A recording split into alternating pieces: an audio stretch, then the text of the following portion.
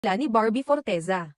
Nagbigay na ng kanyang saloobin ang kapamilya actor na si Jameson Blake tungkol sa mga kumalat at pinag-usapang litrato nila ng kapuso actress na si Barbie Forteza.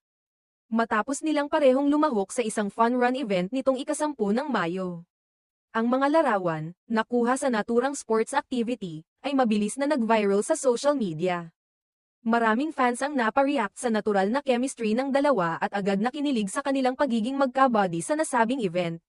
Dahil dito, naging mainit na usap-usapan ang posibilidad ng isang bagong tambalan sa showbiz.